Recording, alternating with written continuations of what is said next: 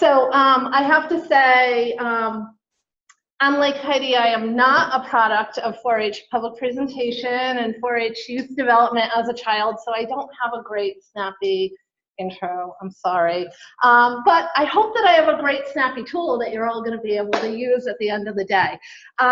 So my goal in PDLC stemmed out of our plan of work. So I guess maybe I'm a step further along in that plan of work process from where Heidi is right now. But you know, as I started this project, I was kind of wishing, oh boy, we wrote our plans of work about 6 months ago in the fall this year, because we had a big staff reorganization and a lot of positions changed, titles changed, responsibilities changed, and I had to write one for the first time.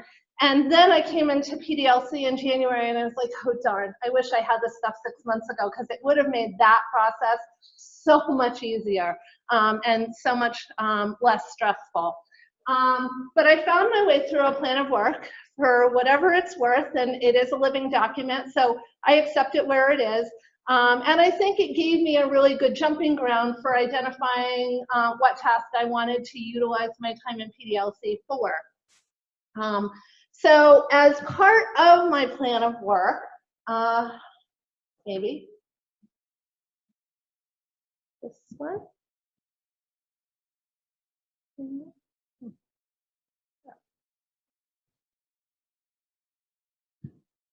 Oh, there it is. There we go. Okay, so as part of my plan of work, we obviously had to work with some needs development, okay? Lot of research findings in Orange County really related back to threats towards childhood well-being. And for those of you who had the benefit of hearing Shayna's report earlier this morning, a lot of the issues that Eat Smart New York and 4-H are dealing with really kind of cross, because even though we are part of the Hudson Valley, which is maybe thought of as one of the more affluent parts of the state, we have a lot of inner city areas that are really impoverished. So we have kind of the have and have-nots in Orange in a really big way. And because of that, there are a lot of issues that are really facing childhood well-being in our area. In Orange alone, we have 3 large inner city areas where low income is significant. We have like 80% of the school districts in those 3 inner city areas are at free or reduced lunch. So it's an impact. 20% of the youth living below the poverty level, 16.2% childhood maltreatment neglect reports, average divorce rate still 50%. Teenage pregnancy rates, 2.9. It's a small number, but when you look at what the population in these schools is, 2.9 is a lot of teenage pregnancy. And we have 4% of high school aged youth that are either dropped out or showing non-completion status. In my opinion, way too high of a number. It should be 0, folks. So these are all pretty staggering statistics, and one of the beauties of 4-H is that 4-H is positioned to help all of these things. We really are positioned to be able to look at the threats against childhood well-being and work within those developmental assets that the Search Institute has put forth for us at helping youth to really find an ability to thrive, and despite all of these risk factors, overcome. So our task is getting youth involved in 4-H so that we have the opportunity to do that.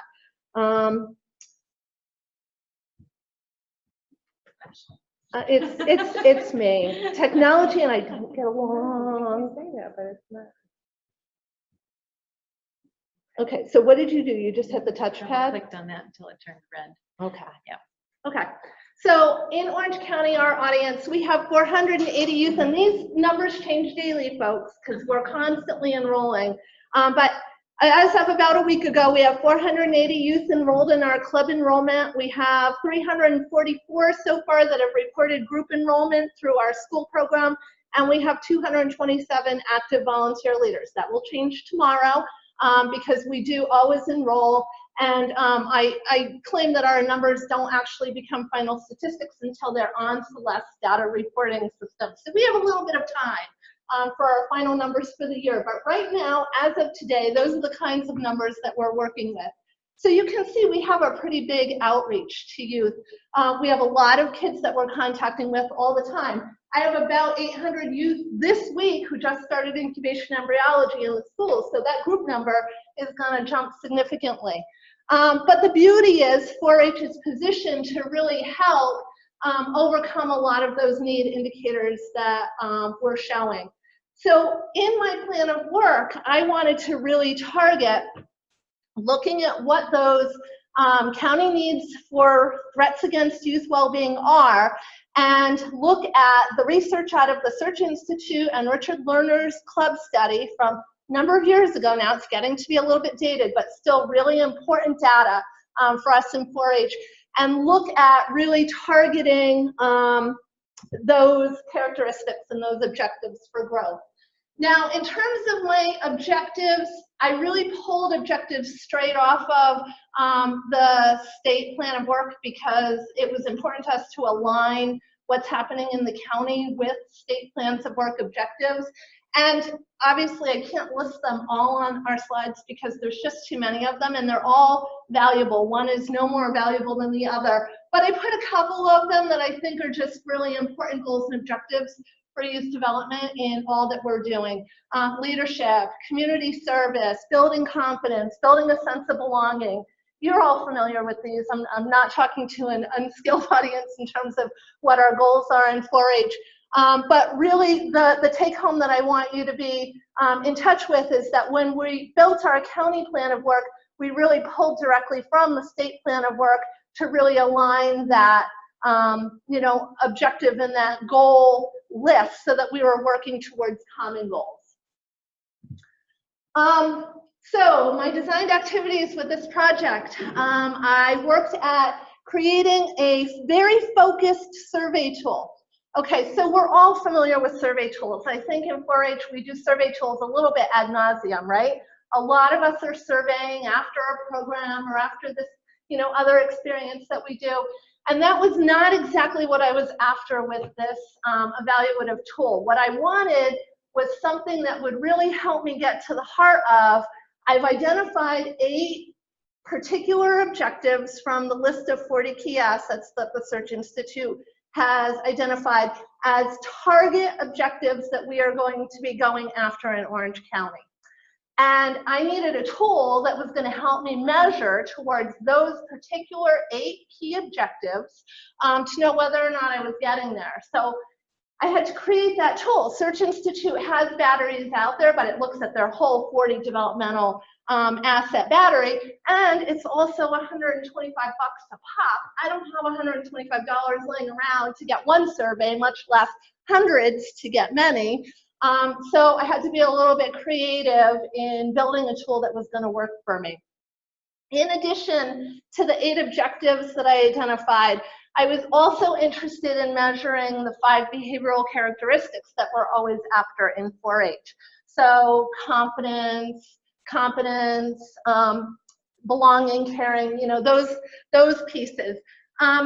And while there are pieces that are out there, like the 4-H common measures and a couple of other things, there really wasn't exactly the tool that I was looking for that fit in a nice, neat package. So my goal in this PDLC project was to really commit to, based on my 4-year plan of work, I wanted an evaluative tool at the end. This was kind of the kick that I needed to kind of dig in and say, okay, I'm going to build this tool and see how it works out for us. So I did take a gander at building a tool. I have a rough draft. I'm hoping that Monica Hargraves is going to take a look at it with me tomorrow and make some refinements. But I really tried to target 3 or 4 very focused questions around each of the 8 developmental characteristics that I was looking at. And then I'm going to do a youth survey that digs into the 5 behavioral characteristics that 4-H is after, those character competence and whatnot. And then take these 2. The 8 developmental characteristics will be administered to parents. The 5 behavioral characteristics will be administered to youth, and I hope that I'm going to be able to synthesize and show direct correlation between a child's involvement in 4-H and growth of these assets. And in my plan of work, I did target a growth number of at least 50% in those 8 and 5 characteristics. Okay? And then, there it goes. My planned evaluation strategy, these are those 8 characteristics that I talked about. So the green ones with the clovers are the 5 behavioral pieces from 4-H that should look familiar to you. And the others, the positive identity, values, social competencies, and so on, those are the 8 exact characteristics that I'm looking to measure out of the Search Institute's developmental assets list. And this link, it's not hyperlinked, so I can't actually take you to the survey, is my Qualtrics survey. So stay tuned, more to come. I have published it. It is available if anybody wants to take a look at it. But what I will say is it's still in its refinement stages. So you have to give me a little bit of a grace period and being able to say I'm ready to roll this out. I'm planning on rolling it out to parents at our fair. We're going to have a couple of Chromebooks, and it's going to actually be live. So when the kids go off for evaluation, the parents are going to come over and fill out my survey because they're a captured audience and they can't say no. And then the parents that I don't reach, at that point, I'm going to try to reach with our re-enrollment packet. So that's kind of a year-end summary survey, and I hope that that will feed our data reporting for Celeste at the end of the year. More tears, more tears. And then here are my resources. Yeah, that's legally done. That's legally done the last part. So are there any questions? Explain, one, I like your idea of putting the survey with the enrollment or any type of survey. Say, you gotta fill that out when you get in your enrollment. I like that idea. What is your difference between the parent and the kid survey? So those 5 behavioral characteristics, the confidence, the competence, the character, I want the youth to assess where they believe they are in that, in those things. Versus the 8 developmental characteristics from the Search Institute, I want the parents to assess. And I think a lot of that comes back to the real practicality of understanding. It's easy for a youth to make a stated assessment about, I feel confident doing X, Y, Z, or I feel like I have friends in my club, or I've gained new friends since I started 4-H. But I think it's a little harder for them to assess, like, how am I doing with managing my time, and how am I doing with, you know, so I think that those developmental characteristics are more appropriately assessed by an adult versus a youth, but I really wanted youth and adult voice, so that was how I went after it. I'm looking at growth of both of them. They're not necessarily, they're not the same thing. I'm looking at 2 different things. Correct. I just know, just Sunday night, I took my son to religion and he did 40 developmental assets. He did it and I did it separately. And then they're like, okay, you now need to get together and see if your answers match up. Yeah. We had to put bad, good, or fantastic. Okay. For the questions. And when I did it, I was like, well, I really don't know how he feels about this. Because like one of the questions might have been, does he feel supported by the community or the people around him? And I'm like, well, I can't really answer that because I don't really know. I could guess. So it was interesting then to sit with him. And I was surprised, teenage boy, he was very verbal with me, and I was very conscious of listening to what he said. So I found that really interesting. So I think you have to be careful of your parent questions, that they're not trying to assess how they feel, or you know, get what you're saying. Think of how many success stories we miss by not asking parents about their young person's experience. Yeah. So they're gonna. But I think your experience is kind of interesting. I bet it does provide a lot of interesting discussion. You know, yeah, it was interesting. But I really am looking at measuring 2 different sets of data. It's 2 different things. Where are you getting the questions for the mastery? I wrote them. I wrote them. Yeah. They're not research-based, I wrote them. I pulled together common measures, I pulled together what I could off of the Search Institute's stuff. I pulled, there was, Oregon State did a really good positive youth development survey a number of years ago related to their fair work. So I pulled together, I had about 10 or 12 different surveys of different types. There was a youth development assessment. I just pulled together different things and I kind of got a flavor for what do I think is going to get me what I want. And I don't know if it's going to get me what I want. We have to roll it out for a year and see what comes of it. And tomorrow, that's what we'll be talking about is survey development. Yeah. So that's really great. We'll take maybe one more question. Okay. If I can ask, well, wait, are you including in the youth survey the club group and individual enrollment? Yeah. Yeah. As much as I can. Some of our group enrollment, it's harder for us to have access to them, but we do have some group enrolled youth that we do have access to, particularly through our military program. The outcomes of the survey, are you thinking of that as internal assessment or some kind of external purpose? Internal assessment, and that's how when I wrote my initial output to parents, I wrote as an internal assessment tool to help us know how we're doing in terms of youth development. So, and maybe we'll find that it is good enough for external, but we're not there yet.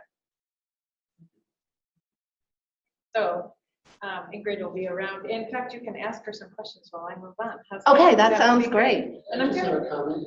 Yes. I was out in the Orange County visiting a friend in college, and I don't know how to take that he was asking me what I do with really not for age. So I treated his daughter and I said, "You did education and theology."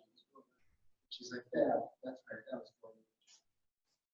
And she knew that? Oh, because usually they don't. So that's a success story. So thank you for telling me that.